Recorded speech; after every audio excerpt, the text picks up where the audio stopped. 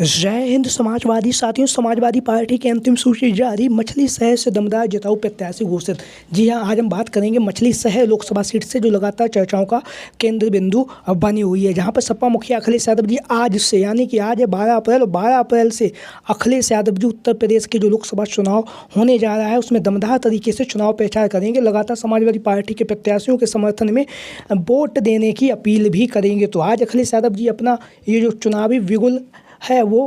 पीलीभीत की लोकसभा सीट से अखिलेश यादव जी आज चुनावी प्रचार शुरू करेंगे। और ये पीलीभीत की लोकसभा सीट से अखिलेश यादव जी जो वहाँ के जो गंगवार जी जो प्रत्याशी हैं उनके समर्थन में आज अपना प्रचार प्रसार शुरू करेंगे। आज से अखिलेश यादव जी चुनावी बिगुल फूंक रहे हैं और इसी के साथ ही साथ अखिलेश यादव जी के द्वारा जो घोषणा पत्र जारी किया गया है उसमें भी जनता के द्वारा जो सुझाव मांगे गए तो उन्हीं सुझावों को ध्यान में रखते हुए अखिलेश यादव जी ने अपना घोषणा पत्र भी जारी किया है। इस घोषणा पत्र में जहां पर बच्चों के लिए लैपटॉप की सुविधा है, उसके साथ ही साथ अनाज आटा मुफ्त में देने की, मुफ्त में शिक्षा और मुफ्त में पढ़ाई देने की भी बात अखिलेश यादव जी ने अपने घोषणा पत्र जो लोकसभा चुनाव के लिए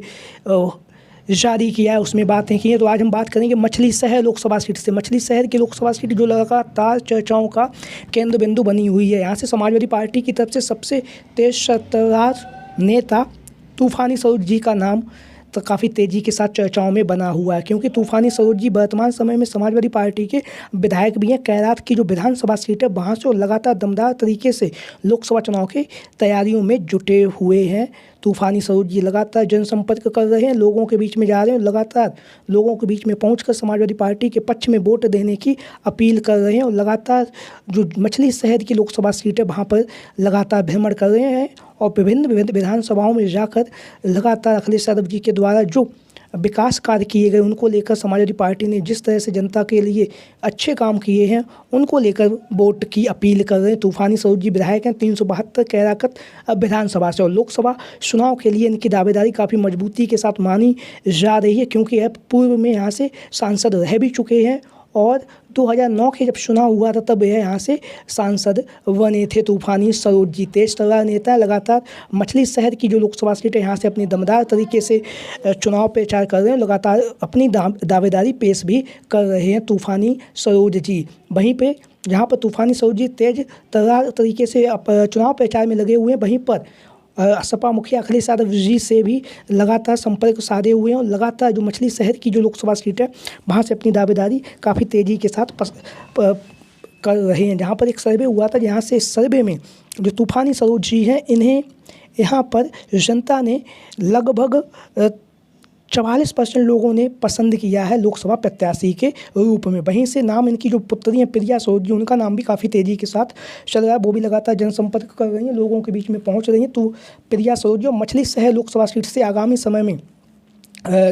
दावेदारी भी कर रही हैं। तो हो सकता है यहाँ से तूफानी सरोज जी अपनी बेटी को भी चुनावी मैदान में उतार सकते हैं। लगातार जनसंपर्क कर रहे हैं पिता पुत्री और लगातार समाजवादी पार्टी को लेकर लगातार जनसंपर्क इनका जारी है। वहीं पर हम बात करेंगे जो मछली शहर की लोकसभा सीट है, यहाँ से एक अन्य दावेदार हैं उनको लेकर हम बात करेंगे। श्री रामचंद्र जी, जैसा कि आप लोग अपनी इन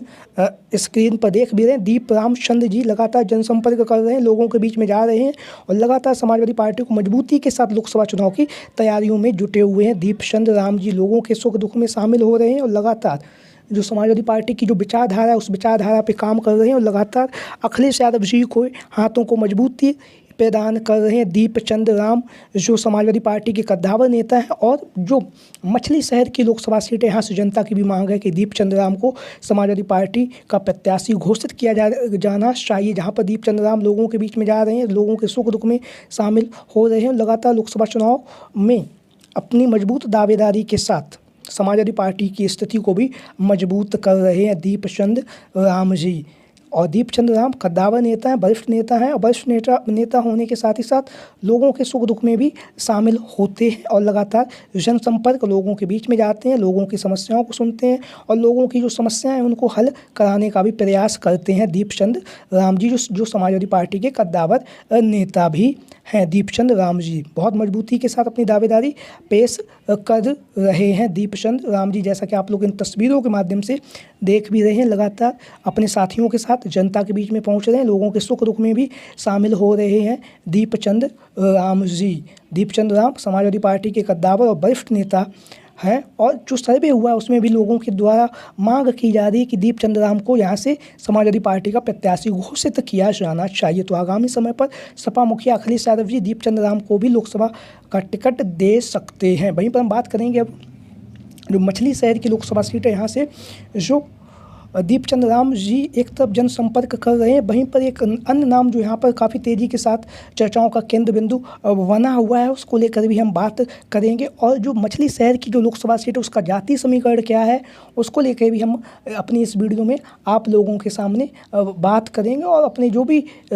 मुद्दे हैं, जो भी यहाँ का जातीय समीकरण है, उसको लेके भी हम अपनी इस वीडियो में आपको आगे अंत में सारी बातें एक एक करके बताएंगे। तो यहीं से जहाँ पर दीपचंद राम जी तेज़ी के साथ चुनाव प्रचार कर रहे हैं, वहीं से यहाँ से पूर्व IAS रहे